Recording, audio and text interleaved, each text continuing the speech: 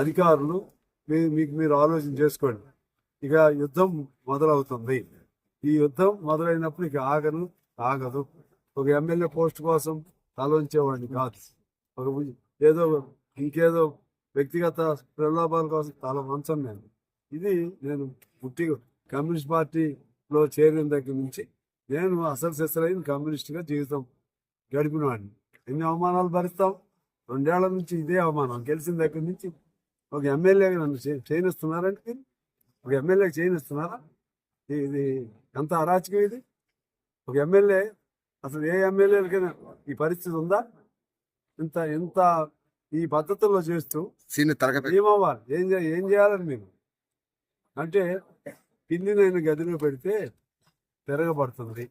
నేను పిల్లిని కాదు, నేను పులిలా చిన్నప్పటి నుంచి మా వాళ్ళు కూడా అంటారు టైగర్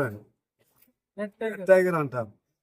అంటే నన్ను అటువంటి పులి లాంటి వాడిని కూడా మీకోసం మౌనంగా ఉన్నా. మా ముఖ్యమంత్రి గారి కోసం మౌనంగా ఉన్నా. వీళ్ళు ఇష్టం వచ్చినట్టు చేస్తుంటే ఓపిక లేదు. అందువలన మాకేం భయం లేదు. అంటే వాడు కూడా అనుకోవచ్చు, ఏమైతే నువ్వు చేస్తే మేము కూడా అంటున్నాం, మేము చేస్తే మీకేం కాదు. మేము చేయటం ద్వారా మాకు కూడా పోయేదేం లేదు. మీరు ఏం చేస్తారు? పోలీస్ కేసులు పెడతారు, లేకపోతే అరెస్ట్ చేస్తారు, లేదా ఇంకేదో చేస్తారు. మంచిదే కదా.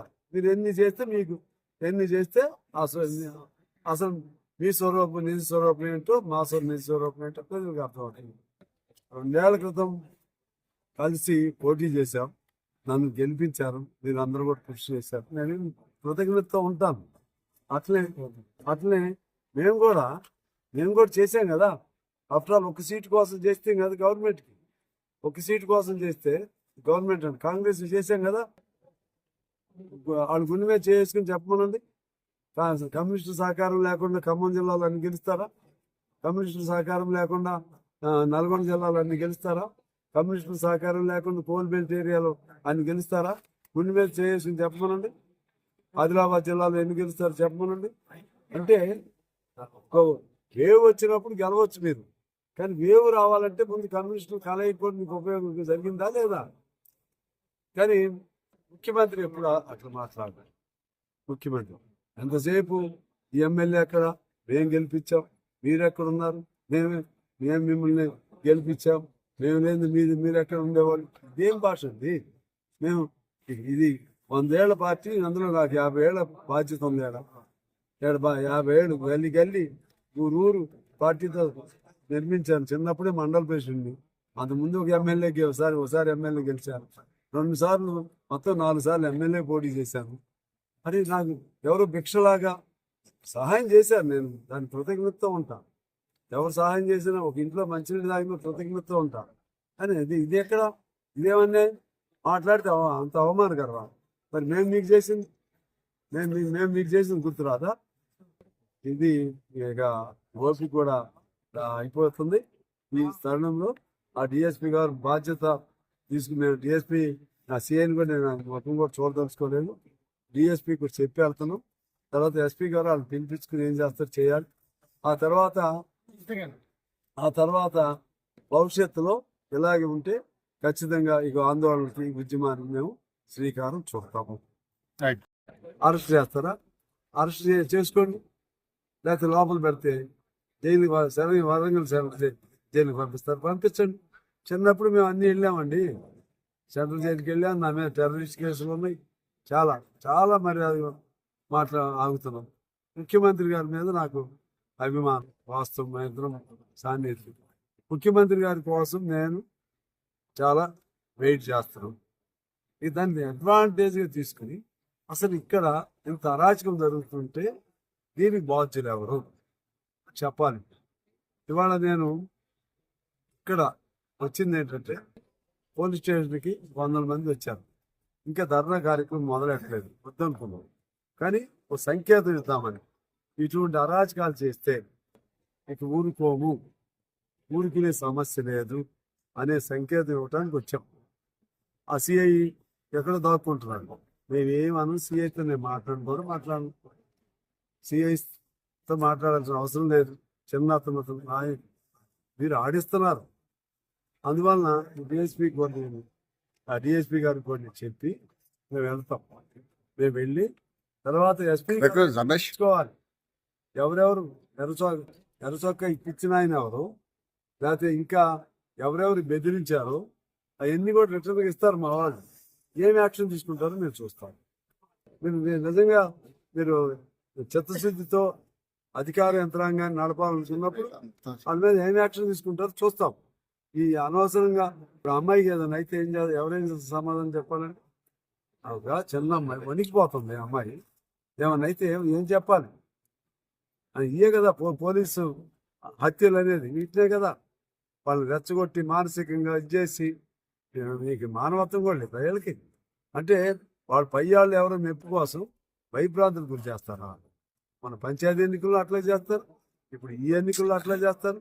నేను ఒక్క మిత్రపక్షానికి సంబంధించి ఒక్క ఎమ్మెల్యేని అన్నీ ఇన్ని ఇబ్బందులు ఎందుకు పెడుతున్నారు మీరు? ఎందుకు పెడుతున్నారు? ఎవరినైనా పెట్టుకుని నేను అన్నాం, ఎవరినైనా పెట్టుకున్నాను. ఎందుకు అంత ప్రెస్టేజ్ మీకు? నేనేమైనా ఈ 2 ఏళ్లలో ఎవరిపైన పోలీసులైనా అడగండి, ఒకరి మీద కేసు పెట్టమని కానీ లేకపోతే ఒకరిని హెరాస్ చేయమని కానీ నేను ఇంతవరకు ఎక్కడ ఎవరితో మాట్లాడలేదు. నాకు అలవాటు కూడా లేదు. కాకపోతే ఎవరన్నా ఆఫీసులో అడిగితే ఏమన్నా ఆయన్ని పోస్టింగ్ ఏంటని చెప్పొచ్చు, ఎమ్మెల్యేగా అడుగుతారు కాబట్టి. అంతే తప్పితే నా ద్వారా నేను ఏమైనా చెప్పి రికమెండ్ చేసి చేయించిన వాళ్ళ ద్వారా కూడా ఇప్పుడు ఇక్కడ ప్రతిపక్షం బీఆర్ఎస్ ఉంటుంది, అది వేరే పార్టీ ఉంది. అడగండి ఎక్కడన్నా ఒక్కళ్ళ గురించే కేసులు పెట్టడం కానీ కంప్లైంట్ చేయటం కానీ నాకు అలవాటు కూడా లేదు. మరి ఇదేం అలవాటు వచ్చింది మీకు? ఏం అలవాటు వచ్చింది? నన్నే ఇబ్బంది పెడతారు మీరు. నేను ఇప్పుడు వరకు అంత కడుపులో పెట్టుకుని ఉన్నా. ఎందుకంటే గరడం మింగిన శివుడిలాగా ఉన్నా నేను. ఇక ఆ మేరకు అర్థం కాదా మీకు? ఇంగిత జ్ఞానం లేదా? ఆ మేరకు మీ ఇష్టం వచ్చినట్టు చేస్తారా? అదే చెప్తున్నాం. ఇక ఇది ఆఖరి రోజు. ఇక నుంచి మా జోలికి ఎవరైనా వచ్చినా ఇమీడియట్గా యాక్షన్ తీసుకోవాలి. మా మొదటి డిమాండ్ వాళ్ళ పైన. అదేవిధంగా ఈ అరాచకాలు చేస్తున్న వాళ్ళని తక్షణం ఇక్కడ నుంచి ట్రాన్స్ఫర్ కూడా చేయాల్సిన అవసరం ఉంటుంది.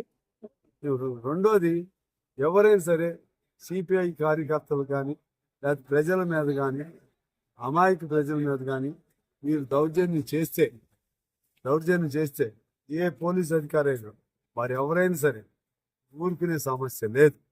ఖచ్చితంగా మాకున్న ఆయుధం ఆందోళన, మాకున్న ఆయుధం పోరాటం, మాకున్న ఆయుధం ఉద్యమం. దేనికైనా మేము సిద్ధంగా ఉన్నాం. ఇది ఒక సంకేతం మాత్రమే. ఈరోజు కొత్తగూడెం కార్పొరేషన్లో ఒక ఎమర్జెన్సీని తలపించే విధంగా పోలీసుల పాత్ర ఉంది. ముఖ్యంగా సిపిఐ పార్టీని, అలాగే సిపిఐ పార్టీ నుంచి టీడీపీ నుంచి పోటీ చేసిన అభ్యర్థుల్ని గెలవకుండా చేయటం కోసం అన్ని రకాల కుయుక్తులు పోలీసుల ద్వారా ఉపయోగించుకున్నారు. నేను వారు వీరిని పేరు చెప్పను, కానీ ఈ పోలీస్ యంత్రాంగం ఈ విధంగా వన్ వేగా ఎప్పుడు కూడా నేను ఎమ్మెల్యే లేనప్పుడు కూడా ఇటువంటి పద్ధతుల్లో పోలీస్ యంత్రాంగం దిగజారిపోలేదు. ఈరోజు ప్రతి బూత్ లో కూడా అభ్యర్థిని కానీ వారి లోపలికి రానివ్వకుండా వేరే వాళ్ళని ఫ్రీగా తెరవనీయటం, అదేవిధంగా వల్గర్ భాషతో ఎవరైనా ప్రశ్నించిన వాళ్ళని తెచ్చటం, వాళ్ళ ఫోన్లు లాక్కుని వచ్చి పెట్టుకోవటం, పోలీస్ స్టేషన్లు పెట్టుకోవటం, అలాగే ఇంకా పలు పద్ధతుల్లో పోటీ చేసిన వాళ్ళని భయభ్రాంతులకు గురి చేయటం. అంటే ఇది ఏం సాధించుకోవాలని, దేని కొరకు ఇట్లా చేస్తున్నారు మాకు అర్థం కావట్లేదు. ఇది సహజంగా జరిగేటువంటి ఎన్నిక. దీనికోసం అంత ప్రతిష్టాత్మకంగా ఎవరికి వాళ్ళు గెలుస్తారు, ఎవరికి వాళ్ళు ఓడిపోతారు. గెలిచిన వాళ్ళు గెలుస్తారు, ఓడిపోయే వాళ్ళు ఓడిపోతారు. ఇది సహజమైన ప్రక్రియ ప్రజాస్వామ్యంలో. ఈ పోలీసులను ఉపయోగించి ఎంతకాలం ఇలా చేస్తారు? పోలీసులు అయినా సరే వీళ్ళకి ఎన్నెంపు లేదా? పోలీసులకి ఎట్లా పడితే అట్లా వాళ్ళు ఇష్టం వచ్చినట్టుగా నడవటమేనా? ఒక ఆయన అన్నిటికంటే సీరియస్ ఆందోళనకరమైన విషయం ఏంటంటే, ఒక రామవరంలో ఒక వ్యక్తి ఎర్రచొక్క ఉన్నది వెళ్ళి ఓటు వేయటానికి వెళ్ళాడు. ఓటు కూడా ఎలో చేశారు. ఓటు వేసిన తర్వాత ఆ ఎస్ఐ ఆ ఎర్రచొక్క అతన్ని ఎర్రచొక్క తీపిచ్చే వరకు అక్కడే తీపిచ్చాడు ఎర్రచొక్క. అంటే ఎంత ఎంత దౌర్జన్యం ఇది! అలాగే ఎర్రచొక్క అంటే అంటే ఏ చొక్కా వేసుకోవాలో మీకు చెప్తారా? కానీ ఏదైనా 10 మందిగా వెళితే ఏదో ధర్నా చేశారో అనుకోవచ్చు. మరి ఏదైనా గుర్తుంటే ఏదైనా పైన ఆ సింబల్ ఉన్నటువంటి టవల్స్ కానీ లేకపోతే స్కార్ఫ్స్ కానీ ఏమైనా ఉంటే అది తప్పు పట్టుకోవచ్చు. మరి పాపం అమాయకంగా వెళ్ళి ఓటేస్తే అంటే వీళ్ళు ఎంత దిగజారిపోయారంటే రాజుని మించిన రాజభక్తి అంటారు కదా, ఇది ఆ విధంగా చేస్తున్నారు. ఎన్నికలకు జస్ట్ వారం ముందే డిఎస్పీలు మార్చారు, 2 సిఐలను మార్చారు, ఎస్ఐలను మార్చారు. అంటే ఎన్నికల ముందు అంటే ఏం చేస్తారు మీరు? వీళ్ళని ఉపయోగించి గెలిస్తే ఇది ఇటువంటి చాలా చూశారు కదా మీరు. ఇంతకుముందు ప్రభుత్వాలు కూడా ఇట్లా చేసాయి కదా. ఇట్లా చేస్తే నడుస్తుందా ఇది? ప్రజల్లో ప్రేమ సంపాదించుకోవాలి కానీ ఇష్టం వచ్చినట్టు చేస్తారా మీరు? ఇవాళ అది ఒక భాగం. రెండోది, ఒక మైనర్ అమ్మాయిని, చిన్న అమ్మాయి, ఆ అమ్మాయిని ఆమె ఓటు వేయటానికి వెళ్ళింది. పాత ఓటు ఉండేది. పాత ఓటు ఉన్నప్పుడు అక్కడ ఓటు కనపడలేదు. ఏదో కాగితం ఇస్తే తీసుకెళ్ళింది. పాత ఓటు కాదమ్మా, నీది కాదు, ఇది తప్పు. వెనక్కి పంపించారు. పంపించి ఆమెను ఒక ఆఫీసర్ నాకు కూర్చోబెట్టి ఇంట్రాగేషన్, పోలీసులు బెదరు కొట్టేసి పోలీసుల కంటే ఎక్కువ ఇంట్రాగేషన్ ఆమె, ఇంకొక ఆమె పోలింగ్ ఆఫీసర్ పేరుతో. అసలు నీకేం అవసరం? ఆ అమ్మాయి వణికిపోతుంది. మళ్ళీ తీసుకొచ్చాడు పెట్టి, ఒక లీడర్ చెప్పాడని ఈ police station, parliament police station పెట్టి నేను మా జిల్లా సెక్రటరీ సాబీర్ బాషా ఫోన్ చేస్తే సిఐ అనే అతను ఫోన్ పెట్టాయి. అంటే అంత అరాచకంగా అతను రాష్ట్ర నాయకుడు, జిల్లా సెక్రటరీ ఫోన్ పెట్టాయి. తర్వాత నేను మాట్లాడితే లేదండి కాగితం రాసుకుని పంపిస్తాం. ఏం తప్పు చేసిందని ఏం కాగితం రాసుకుంటాం? అసలు దొంగలనేమో అట్లా వదిలేస్తాను, దొంగ ఓట్లు వేసిన వాళ్ళ జోలికి వెళ్ళాము. నేను అంటున్నా ఇవాళ 8 మందిని పట్టుకొచ్చాను, 20 మంది ఉన్నారు అని అన్నాడు సిఐ.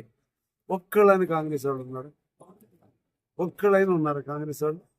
మీరు పట్టుకొచ్చిన వాళ్ళు ఎవరు? ఒక్కళ్ళైనా చూపెట్టండి.